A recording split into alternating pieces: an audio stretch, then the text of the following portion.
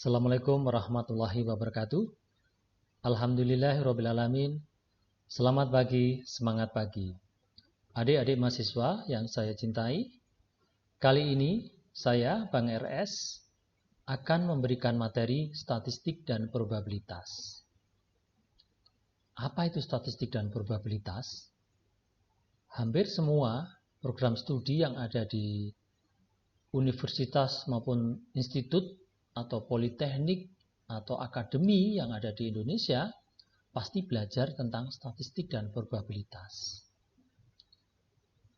Mungkin Anda sebagai orang awam pernah dengar statistik dan pasti membayangkan data-data, membayangkan grafik atau kumpulan angka-angka yang sedemikian banyak. Atau mungkin membayangkan sensus penduduk yang dilakukan oleh pemerintah atau sensus ekonomi. Semua itu benar ya.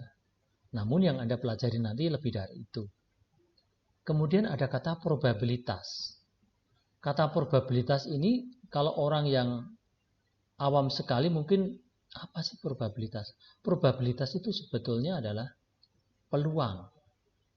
Peluang itu apa? Bisa kita katakan sebagai kesempatan. Jadi statistik dan probabilitas ini menjadi mata kuliah dasar bagi mahasiswa. Mengapa demikian? Karena mahasiswa itu seringkali melakukan riset atau membuat karya ilmiah atau membuat skripsi atau membuat proyek akhir yang di dalamnya mereka akan mengukur atau mengambil data, mengumpulkan dan menganalisa. Nah, artinya di sini pasti membutuhkan apa yang namanya statistik. Oke. Berikutnya, apa saja materi yang akan saya sampaikan? Jadi yang pertama nanti akan saya berikan pendahuluan. Jadi memberikan wacana, pemahaman untuk Anda. Apa itu statistik? Mulai statistik deskriptif, ada statistik inferensia, dan bagaimana kita bisa berpikir kritis untuk menganalisis suatu persoalan atau mengkaji suatu kasus dan sebagainya. Nanti kami juga akan memberikan beberapa definisi, juga apa sih manfaat statistik di bidang teknik, utamanya teknik elektronika. Ketika kita berada di program studi teknik elektronika dan Anda mendapatkan mata kuliah statistik dan probabilitas, pasti harus tahu kegunaannya. Oke, di dalamnya nanti saya juga akan menjelaskan tentang skala pengukuran. Ini sangat penting sekali. Kemudian juga metode sampling. Di bab berikutnya, statistik deskriptif. Di sini saya akan bercerita tentang apa itu distribusi frekuensi, kemudian ukuran-ukuran tendensi sentral dan variasi, dan visualisasi data. Jadi ukuran tendensi sentral ini bisa berupa nilai rata-rata, atau modus, atau median, atau yang lain. Nah, kapan kita menggunakannya? Jadi tergantung keragaman data juga. Dan juga skala pengukuran data tersebut. Ketika kita mempunyai data nominal, misalkan sayur asem, sayur bayem, sama sayur lodeh gitu ya. Artinya di sini saya coding pakai nilai 1, 2, 3. Ini kita nggak bisa mengatakan bahwa rata-rata kesukaan masyarakat Indonesia adalah sayur bayem. Kita nggak bisa mengatakan rata-rata. Nah, nanti mungkin saya akan cerita lebih dalam untuk kasus ini gitu ya. Kemudian variasi. Variasi ini menggambarkan apa? Menggambarkan keragaman data. Ketika datanya nilainya 100 semua, ya, dengan nilainya bervariasi, kira-kira variannya besar mana? Jelas besar yang bervariasi tadi, karena menggambarkan variabilitas atau keragaman. Oke. Saya tidak akan cerita detail karena nanti akan saya jelaskan lebih detail lagi. Kemudian visualisasi data ini sangat penting sekali.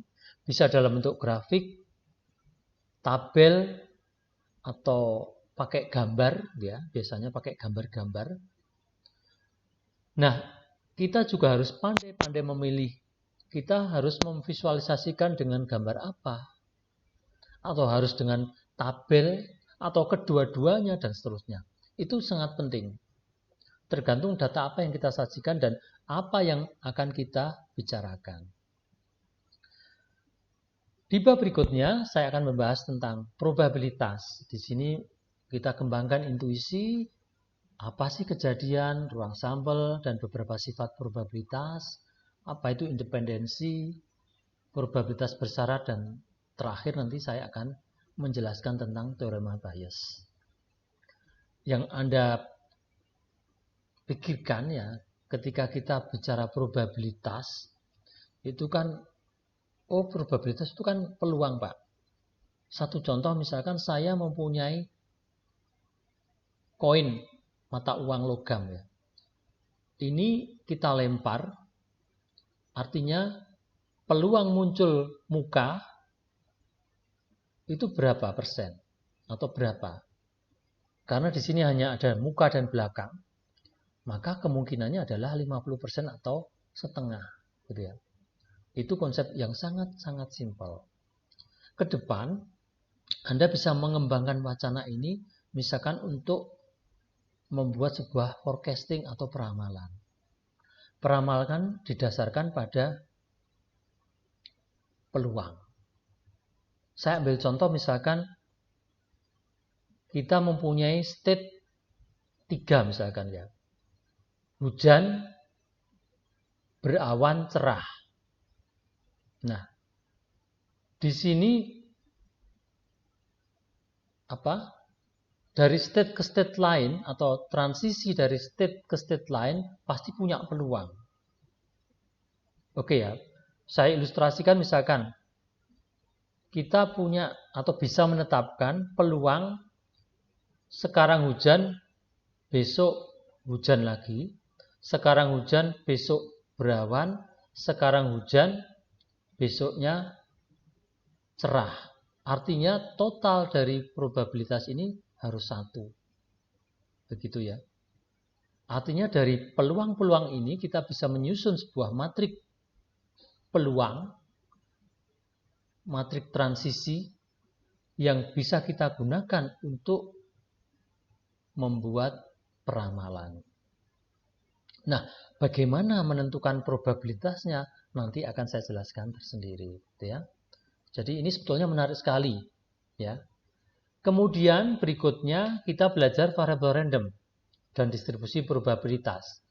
Pada intinya kita akan belajar tentang distribusi probabilitas diskrit dan distribusi probabilitas kontinu. Bayangkan saja ketika itu misalkan proses layanan di suatu bank. Di sini waktu antar kedatangan customer itu pasti kontinu ya, karena dia waktu, bicara waktu berarti kan hasil ukur ya. Waktu antar kedatangan berarti antar kedatangan customer 1 dengan customer 2 ini kita hitung berapa waktu. Terus customer 2, customer ketiga dan seterusnya. Artinya di sini nanti kita akan bisa membuat sebuah distribusi probabilitas. Nanti berbentuk distribusi apa sih? Nah, itu nanti bisa kita lakukan pengujian. Nah, untuk apa sih sebetulnya distribusi probabilitas ini? Banyak sekali ya. Jadi setiap fenomena itu pasti mengikuti distribusi tertentu. Begitu ya. Termasuk lifetime lampu misalkan. Waktu antar kedatangan customer di bank. Atau mungkin antrian pesan makanan. Atau mungkin antrian processing di komputer. Dan banyak sekali, nanti akan menarik sekali, akan saya contohkan beberapa kasus di mana bisa menambah wacana Anda.